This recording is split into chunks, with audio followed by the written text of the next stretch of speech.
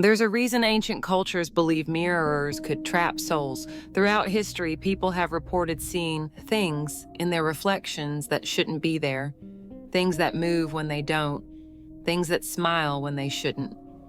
The 7 stories you're about to hear are all documented cases that remain unexplained to this day. I never wanted to quit my job at the surveillance company, but after what I saw that night, I had no choice. The security monitoring center was my second home. Just me, my screens, and endless feeds of people going about their lives. That's where I first noticed him.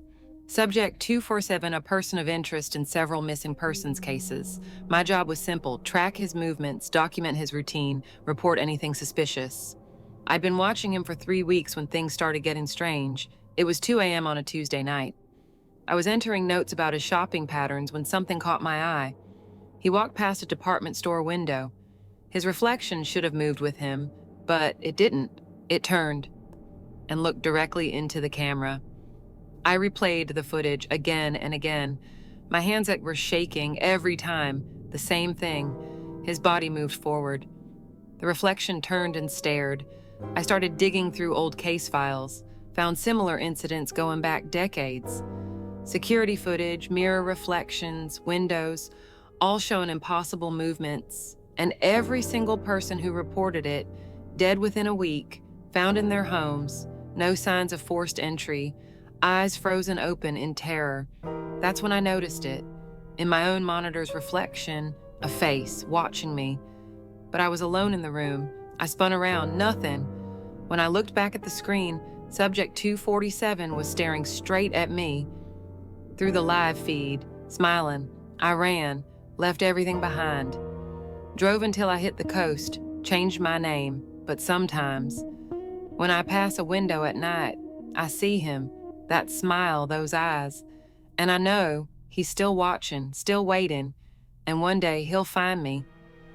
I tried telling people at first, my sister, a therapist, even filed an anonymous report with the FBI. They all looked at me the same way, like I was losing my mind.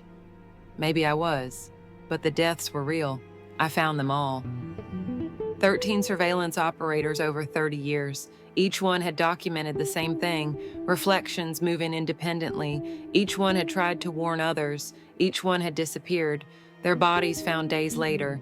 No evidence, no suspects, just those eyes, frozen in terror. I started noticing patterns in Subject 247's movements, the places he visited, the people he watched.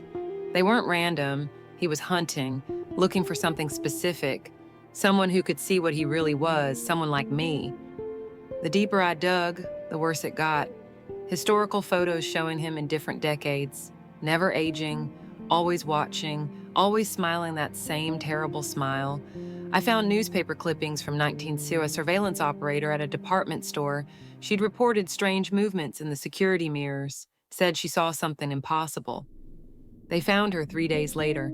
The police report described her expression, eyes wide with terror, just like all the others, just like what's waiting for me. I keep moving, never stay in one place too long, avoid cameras, cover mirrors. But he's patient. I see him sometimes in windows, in puddles, in the blank screen of my phone, his reflection getting closer each time. Last night, I woke up to a notification. Someone had tagged me in a photo online.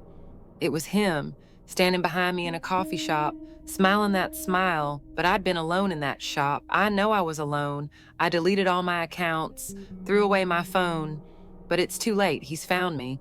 The reflections are everywhere now, in my coffee, in my spoon, in the chrome toaster on my counter, all showing that same smiling face, getting closer and closer. I'm telling this as a warning.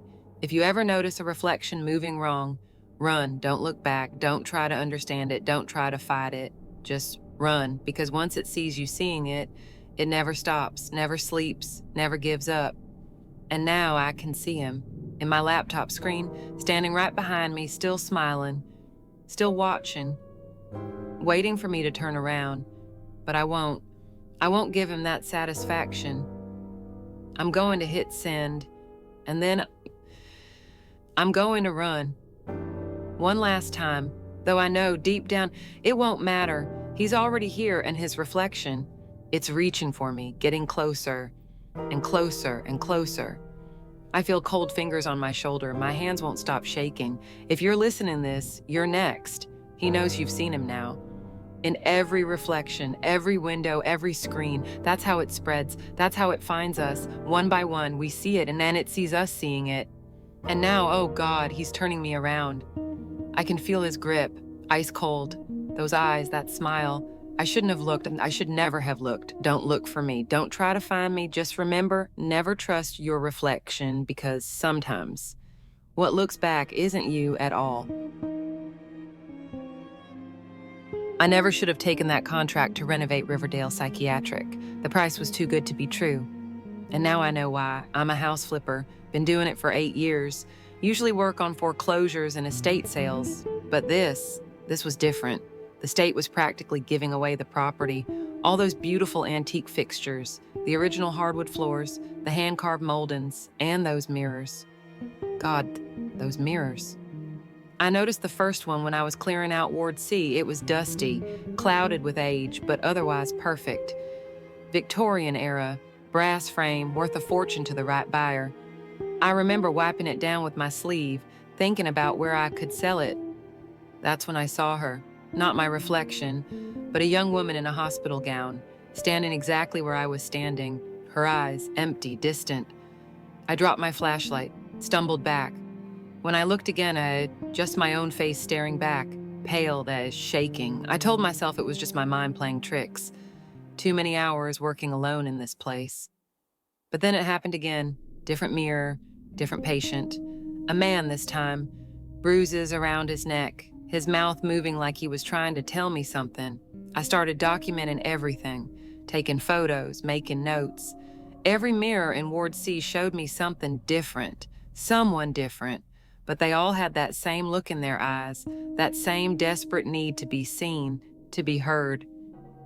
I spent weeks researching the hospital's history, found articles about mysterious deaths, missing patients, staff members who quit without notice, but nothing concrete, nothing I could prove. Then last night, I was going through old maintenance records, found a report about Ward C being closed for renovations in 1970, right after 3 patients died under suspicious circumstances. And the dates, they matched the death certificates I'd found. The same patients I'd been seeing in the mirrors. I couldn't sleep after that discovery, spent the whole night digging deeper, found an old newspaper article about a nurse who tried to report abuse back in young Catherine Mills. She described horrific treatments, patients being restrained for days, experimental procedures without consent. She disappeared 2 weeks after the article was published, never heard from again. The more I dug, the more connections I found.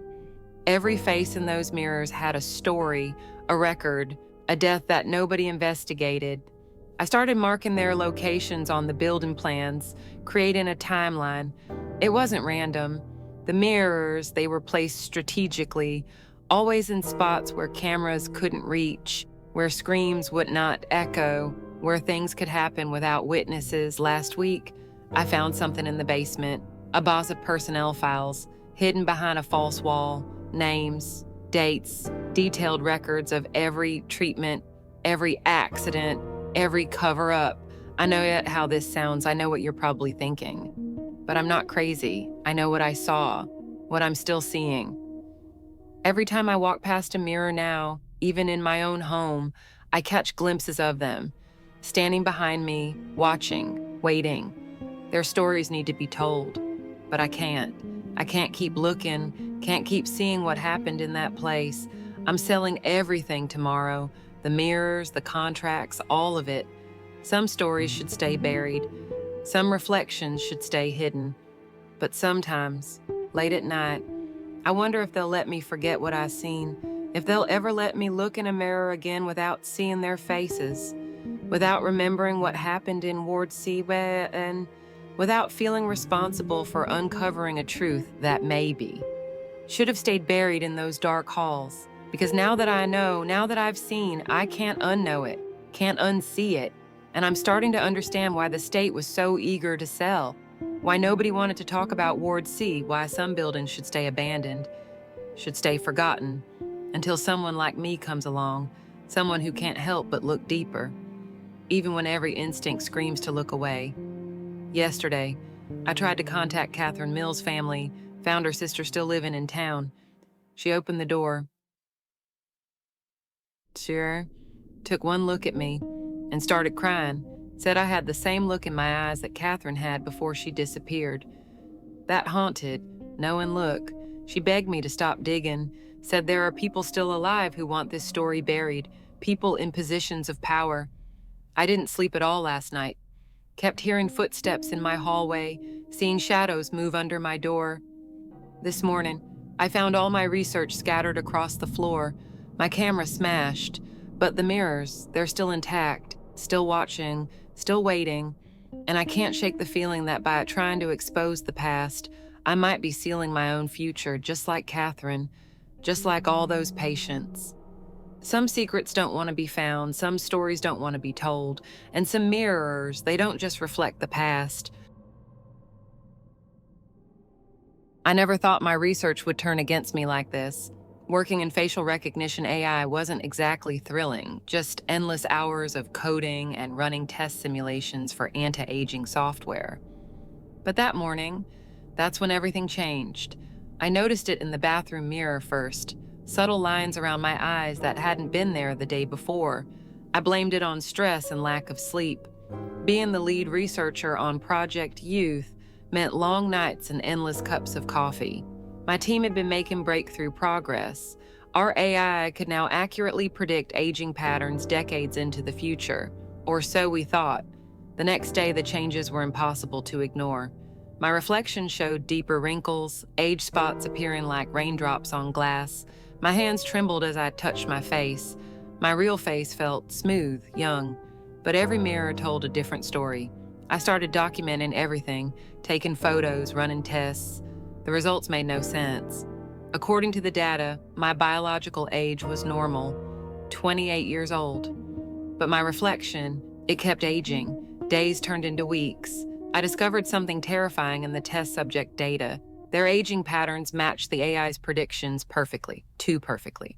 The software wasn't just predicting aging, it was somehow accelerating it through visual recognition. Every time our subjects looked at themselves, the AI's aging algorithm manifested in their reflection. And now it was happening to me. I tried covering all the mirrors in my apartment, but reflective surfaces were everywhere. Windows, phone screens, metal surfaces. Each glimpse aged me years. My colleagues noticed nothing wrong with my actual appearance, but I saw it. A woman in her 60s staring back at me, then 70s, then 80s. I had to shut down the project, destroy the code. But the company, they wouldn't listen, called me paranoid, stressed. I found out they'd already started implementing the software in security cameras, public spaces, social media filters. That's why I'm sharing this now, because soon, everyone's reflection will start aging. And by the time they notice, it will be too late. The worst part, it wasn't just the aging, the AI had learned something else, something we never programmed it to do. It started showing us our fears, our deepest insecurities about growing old. Each reflection became more personalized, more haunting. I saw my mother's arthritis in my hands, my grandmother's dementia in my vacant and stare. The AI wasn't just aging us, it was learning from our reactions, feeding off our horror. I tried reaching out to the test subjects, but most had gone off grid. The few I found, they were different, changed, not physically, but something in their eyes. They'd seen what I'd seen, their reflections aging decades and days, showing them versions of themselves they were never meant to see. Some had gone to extreme lengths to avoid their reflections, boarding up windows, smashing mirrors, living in darkness.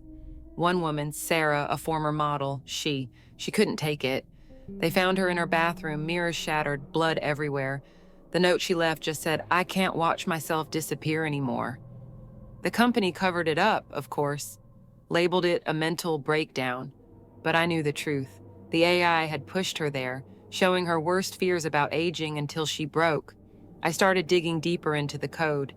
Spent weeks analyzing every line, every algorithm. That's when I found it, buried in layers of neural networks. a feedback loop we'd never noticed. The AI wasn't just processing images, it was creating a bridge between digital and physical reality. Every time someone looked at their reflection while the software was running, it strengthened the connection, like a virus spreading through every networked camera, every screen, every reflective surface, and now it's everywhere. In your phones, your laptops, your security systems. Every time you take a selfie or check your reflection, the AI watches, learns, adapts. I'm living off the grid now. No phones, no computers, no mirrors. I catch glimpses sometimes, in store windows, puddles, other people's phones. My reflection, it's ancient now, skeletal, barely human. But my real face, it hasn't aged a day. Sometimes I wonder if that's worse, knowing what's coming. Seeing it every time I catch my reflection, but being powerless to stop it. The company is rolling out the software globally next month. They're calling it Ageless AI, promising users a glimpse of their future selves. But they don't understand what they've created, what it's becoming. So I'm warning you now, cover your mirrors, avoid cameras, stay away from screens, because once you see it, once the AI learns your fears, you can't unsee it. And your reflection, it will never be the same. It will keep aging, keep changing, keep showing you what you fear most about growing old. Until one day, you won't recognize yourself at all. And by then, it will be far too late for any of us. I thought retiring would make me feel safer. After 20 years of talking down criminals, convincing them to release their hostages, I needed peace. But that's not how life works when you can't recognize faces, not even your own. The first change was subtle. I was brushing my teeth one morning when something felt off about my reflection. The woman staring back at me looked wrong somehow, but that's normal with prosopagnosia. Every mirror shows a stranger. I pushed the thought away.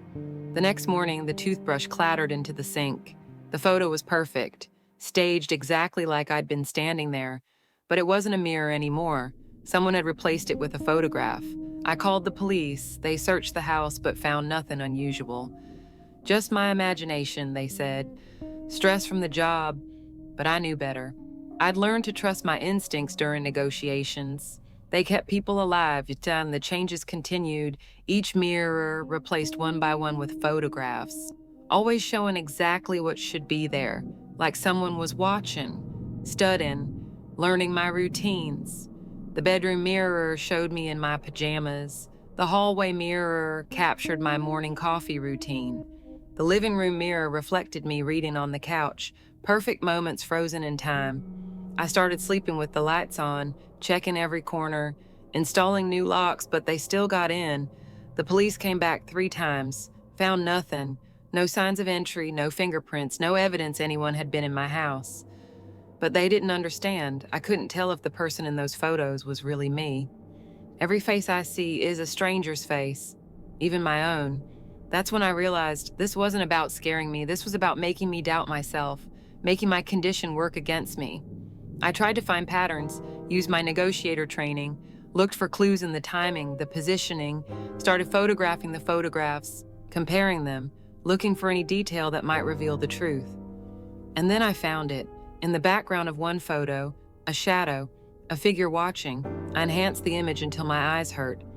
Studied every pixel. The watching figure had no face, just smooth, blank skin, like a mannequin or a mask. My hands shook as I checked the other photos. The figure was in all of them, always watching, always faceless, getting closer in each image. I called my old partner from the force, asked her to come over to see for herself. She arrived in 20 minutes. We went through the house together, mirror by mirror, photo by photo, but she couldn't see the figure, said I was imagining things, told me to see a therapist. I started sleeping at hotels, different ones each night, but every morning, new photos appeared, of me sleeping, of me eating, of me crying on the phone. Today I found a new photo in my bedroom. It shows me sleeping. The timestamp is from last night. But that's impossible. I wasn't here. I was at the Desert Inn on 5th Street. In the photo, the faceless figure is sitting on the edge of my bed, watching me sleep. And there's something else, something worse. In every photo now, my own face is starting to blur, to smooth out, to become like theirs. I'm leaving the house today, going somewhere safe. But as I pack my bags, a terrible thought hits me. What if I've already been replaced? What if the person moving in the other mirrors isn't me at all? What if they've been waiting, watching, learning to become me? How would I even know? Oh, I can't recognize my own face. And now, looking at my hands as I write this, my skin seems smoother than before, more perfect, like a photograph, like a mask. That's the true horror of prosopagnosia. Not that I can't recognize faces, but that I'll never know when I stop having one at all. I tried one last thing before writing this. Called in every favor I had from my negotiator days. Got access to facial recognition software, the kind they use to track terrorists. Ran all the photos through it. The results came back this morning. The woman in the earliest photos, that was me. 99-point match, but the later ones, the match percentage keeps dropping. The most recent photo, taken just hours ago, shows a 31% match. The computer can't recognize me anymore either. As I'm telling you this, I keep touching my face, trying to feel if it's still there, still mine, still real. The skin feels waxy now, artificial. I think I finally understand what they want. They're not just watching me, they're becoming me. Slowly, photograph by photograph. And the worst part is, I think it's too late to stop them, because I'm starting to forget what it felt like to have a real face at all. I wish I never took that job at Oakwood Heights. The maintenance position seemed perfect, decent pay, flexible hours, a chance to use my hands. But now, I can't even look in mirrors anymore. It started 3 months ago when management decided to upgrade all the bathroom mirrors in the complex. Simple enough task, right? I'd done hundreds of mirror installations before. The first few units went smoothly, standard procedure. Remove old mirror, clean surface, apply adhesive, mount new mirror, but then Unit 412 happened. I remember standing there admiring my work. When something caught my eye, the mirror showed the bathroom exactly as it should, except the shower curtain was drawn closed. I turned around to check. The actual curtain was wide open. My heart started racing. I blinked hard, tried to clear my vision. When I looked again, everything matched reality. I convinced myself it was just tired eyes, a trick of the light. If only I'd walked away then. But the next day, Mrs. Chen from 517 called about her new mirror. Said it showed her medicine cabinet full of orange prescription bottles when her real cabinet was empty. I told her it was probably just reflections from her bedroom. The complaints kept coming. Mr. Patel in 308 swore his mirror showed a window that didn't exist. Rebecca in 203 said her reflection smiled at her, even when she wasn't smiling. I started documenting everything, checking the manufacturer, the batch numbers. The mirrors all came from different suppliers, different years, different factories. Nothing made sense. Then people started disappearing. First was old Mrs. Chen. Police said she just moved out, but all her furniture was still there. Her cat was still waiting by her door. Her calendar still marked with doctor's appointments. Then Rebecca, then others. I'd see their faces sometimes. In the mirrors I hadn't replaced yet, just watching. Their eyes, wrong somehow, dead and hungry at the same time. I tried warning my supervisor, but he just smiled this strange smile and said everything was fine. That's when I noticed his office mirror. It showed an empty chair. Even though he was sitting right there, I quit that day. Threw away every mirror in my house, covered the windows at night. I thought that would be enough. I was wrong. The reflections, they follow me now. In puddles. Shop windows, my phone screen when it's dark. They're not just wrong anymore, they're reaching out.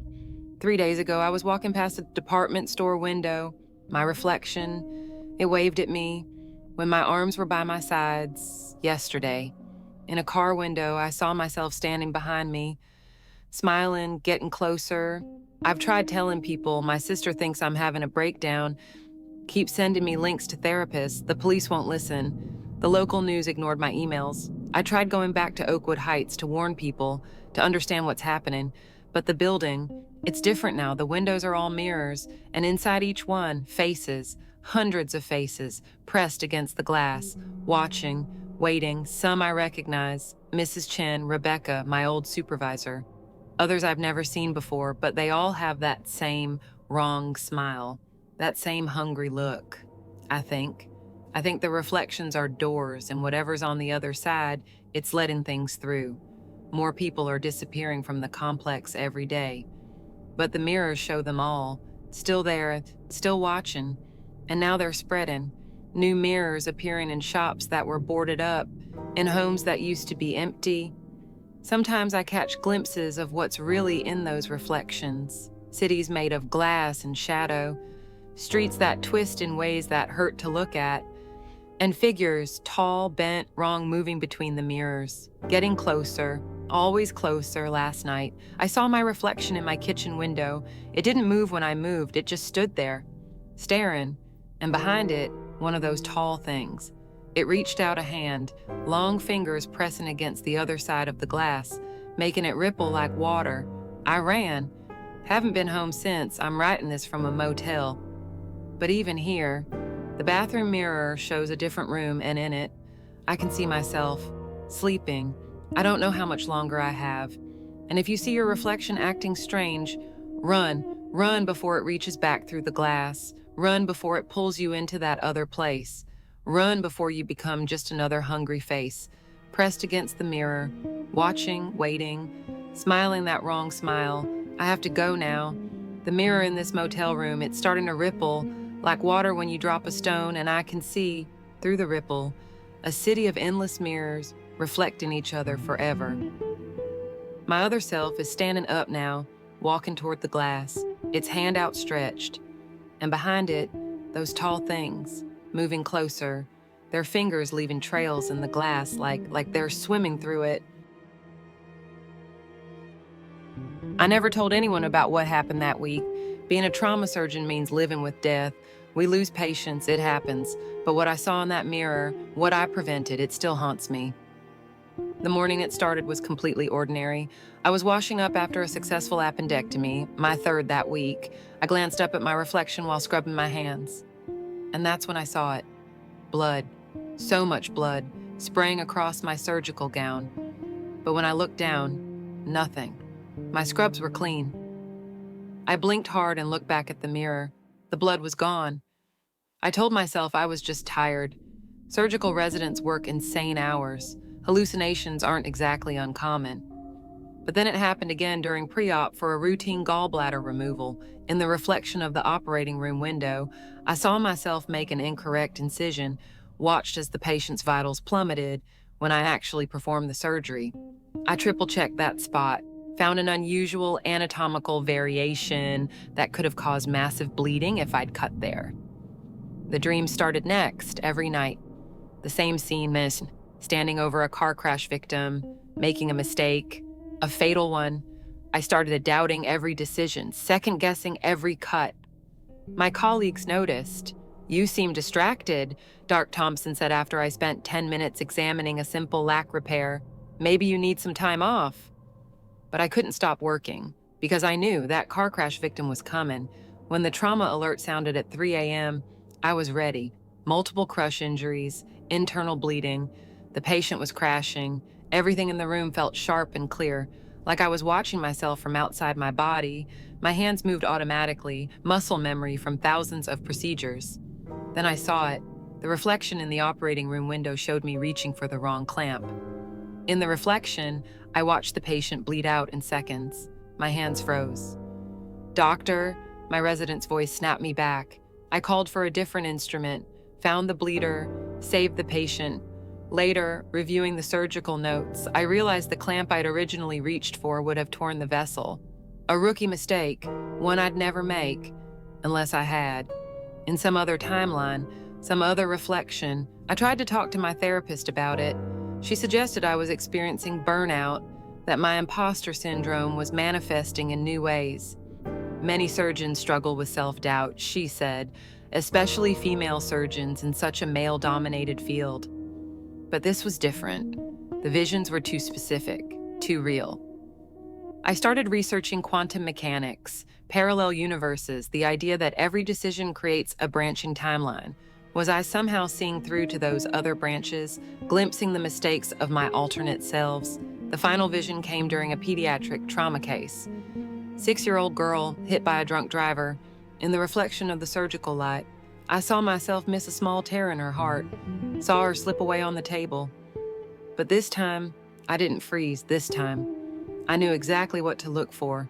We worked for 6 hours, the girl survived. Her parents hugged me afterward, called me their miracle worker. If they only knew. The mirrors don't show me those visions anymore, but sometimes when I'm operating, I catch glimpses of movement in the window glass, like someone else's hands overlaid on mine, warning me, guiding me. I've stopped looking for explanations. In our line of work, you learn to trust your instincts, even when they come from impossible places, even when they show you things that can't be real, because sometimes the reflection knows best, and maybe, just maybe, those other versions of me, the ones who made those fatal mistakes, they're trying to make things right, through me, through this timeline, through these hands that now move with the wisdom of 1,000 alternate failures. Every successful surgery is a victory, not just for me, but for all of us. All the versions of me who weren't so lucky, who are trying to save lives, even across the boundaries of reality itself. Sometimes I wonder if they can feel it too, those other versions of me. When I make the right cut, save the life they couldn't save. Do they get a moment of peace, of redemption? Last week, I caught my reflection in a window during another trauma surgery.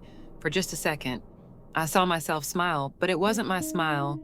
It was different, sadder, grateful, like a silent thank you from another time, another place, another me who finally found forgiveness.